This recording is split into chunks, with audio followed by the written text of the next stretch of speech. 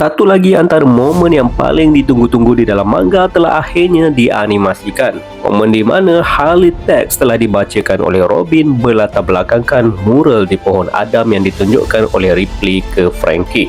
Namun begitu, apa yang menariknya kalau korang perasan, di saat rangkap demi rangkap Harley Tax dibacakan, bahagian mural dan animasi yang diperlihatkan seolah-olah memberi petunjuk kepada setiap bahagian peristiwa yang diceritakan. Seolah-olah anime sendiri telah cuba memberikan interpretasi tentang apa yang telah berlaku pada dunia yang diungkapkan dalam Harley Tax. Dan kalau korang perasan, kedua-dua karakter yang di-highlight Oda tentang sejarah Elbaf ni, Robin dan Frankie juga adalah dua karakter yang paling kuat kaitannya dengan Void Sentry dalam kru Straw Hats selain daripada Luffy dan kaitannya dengan Joy Boy.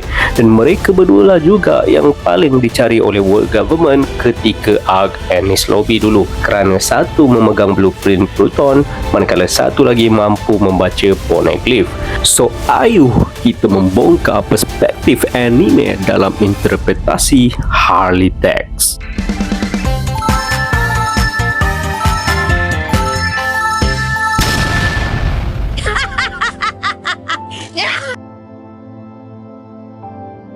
Within the earth, there was fire. Nah, kalau korang perasan, ketika Robin membacakan rangkap ni, animasi telah memfokuskan kepada buku yang diselak halamannya kemudian diikuti dengan api yang membara. Nah, aku percaya penggambaran ni adalah bagaimana ilmu dan pengetahuan yang digambarkan sebagai buku telah membawa kepada progres yang digambarkan melalui api yang membara pada waktu itu. Api juga boleh membawa maksud kemusnahan. Mankind succumbed to greed and touched the forbidden sun.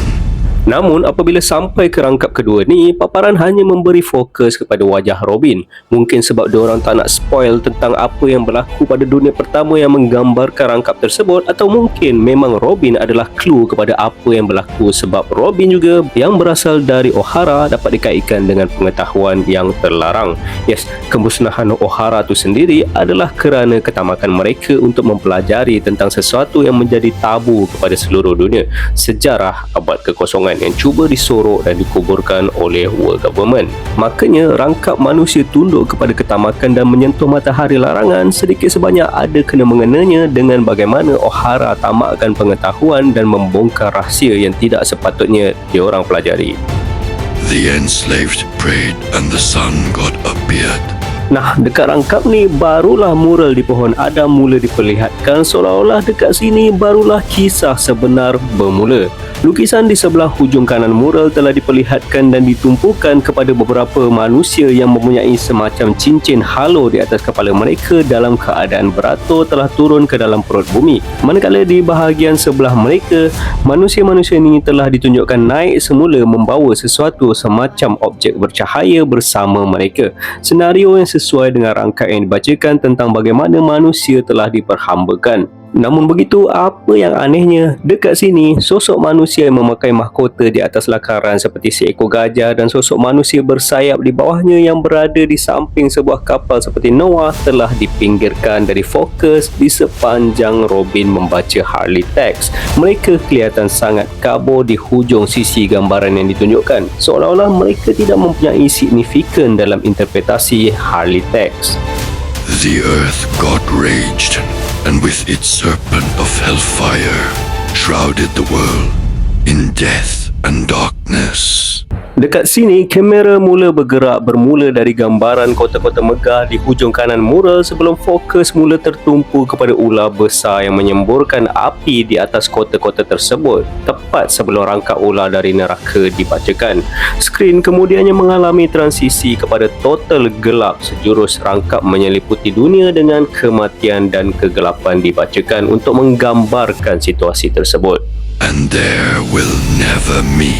Nah, kisah dunia pertama akhirnya telah ditutup dengan sepotong ayat di saat skrin dalam keadaan gelap, seolah-olah menutup kemungkinan interpretasi tentang apakah yang dimaksudkan dalam rangkap tersebut.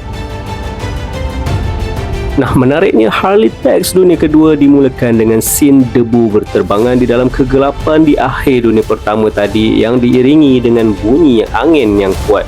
Seolah-olah nak menggambarkan rangkap pertama Harley Tax dunia ni, iaitu within the emptiness there was breath. Di dalam kekosongan terdapat nafas, sebelum paparan beralih kepada wajah Frankie yang ternganga dalam keadaan terkesima, yang mana dapat dikaitkan dengan dunia kedua yang kita sedia maklum adalah dunia di mana wujudnya sebuah kerajaan megah, The Great Kingdom, yang super maju. Begitu juga Frankie, seorang cyborg. Within the emptiness, there was breath.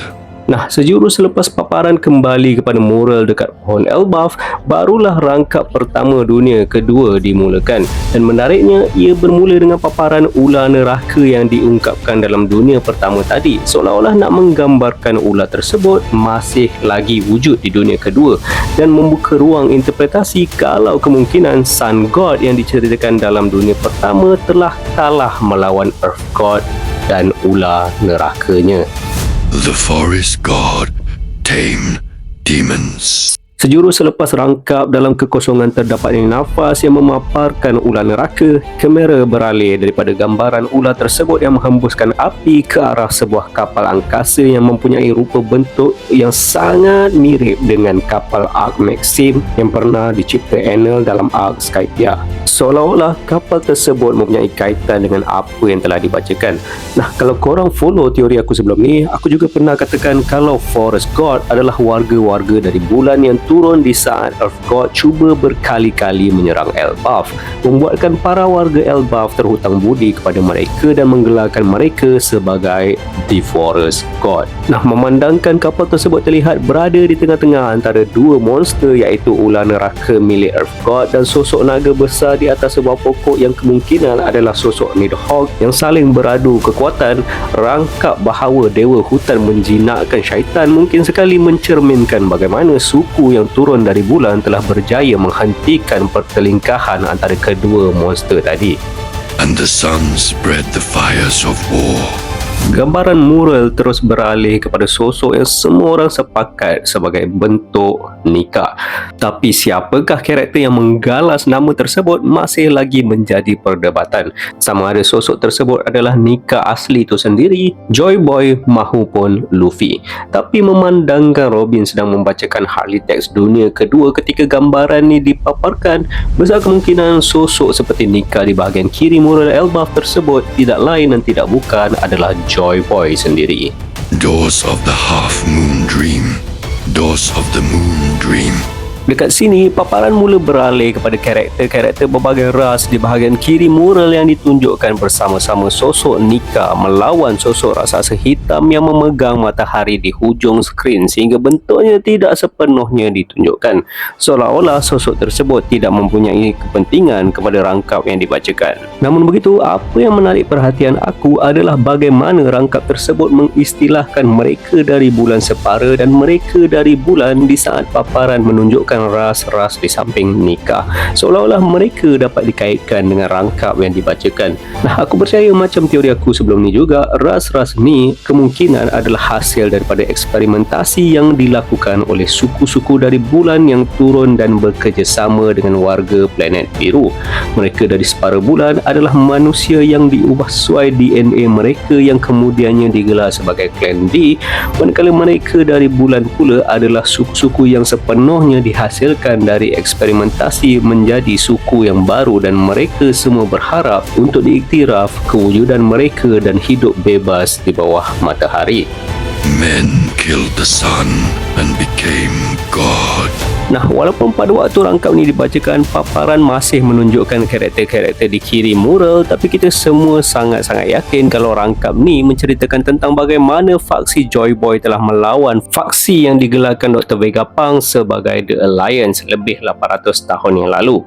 Yes, dengan kata lain, pertembungan antara dua pihak di bahagian kiri mural di mana sebelah pihak dilihat bersama-sama sosok Nika manakala sebelah pihak lagi dilihat bersama sosok raksasa yang memegang matahari tadi tadi sebenarnya telah menggambarkan perang terakhir sebelum kekalahan Joy Boy, yang mana membawa kepada seperti apa yang diceritakan dalam rangkap ni, manusia telah menjadi dewa adalah detik di mana 20 raja yang menang telah mengistilahkan diri mereka sebagai The Celestial Dragon dan bersekutu menubuhkan satu empayar mega yang menguasai seluruh pelosok planet biru dengan nama The World Government 800 tahun yang lalu. So ini bermakna anime sendiri telah mengklaim bahawa mural di Pohon Adam adalah lakaran yang menceritakan apa yang berlaku pada dunia pertama dan kedua sahaja, dan mungkin apa yang dikatakan Ripley bahawa lukisan tersebut hanyalah sebuah imajinasi kanak-kanak ada betulnya, kerana seperti yang dikatakan Imu,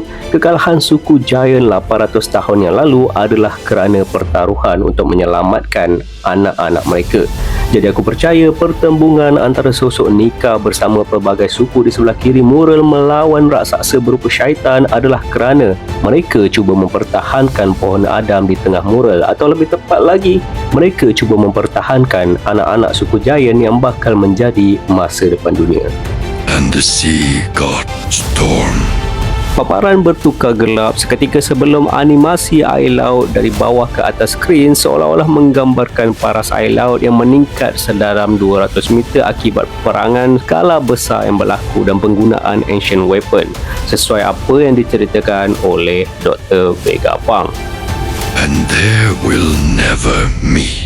Paparan laut tadi kemudiannya bertukar kepada tekstur batuan diikuti oleh rangkap dan mereka tidak akan berjumpa. Kemungkinan batuan ni melambangkan red line di mana manusia-manusia yang mengaku menjadi dewa tadi telah bersatu di bawah bendera World Government di atas jajaran kontinen paling besar dan paling tinggi di dunia, The Red Line. Namun paparan tidak terhenti di situ. Sejurus transisi menjadi gelap seolah ingin menutup tirai dunia kedua. Satu titisan air telah jatuh dan menghasilkan ripple atau riak pada permukaan yang kelihatan kosong sebelum sebiji cube telah keluar dari riak tersebut. Nah, aku percaya gambaran ni bukan hanya sekadar gimmick tanpa maksud. Aku percaya gambaran ni adalah metafora kepada satu tindakan kecil yang bakal menghasilkan gelombang yang besar, atau dalam istilah saintifiknya, the butterfly effect. Dan di dalam One Piece, peristiwa tersebarnya poneglyph yang digambarkan melalui cube yang terhasil dari percikan setitis air tadi adalah definisi yang paling dekat bagi menggambarkan fenomena ni, sehingga Imu sendiri menggelarkan perlakuan Lily yang membenarkan tersebarnya poneglyph ke serata dunia sebagai sesuatu yang memberikan kesan terburuk baginya, kerana sejarah yang dia cuba sedaya upaya hapuskan masih tercatat dan tidak boleh dimusnahkan.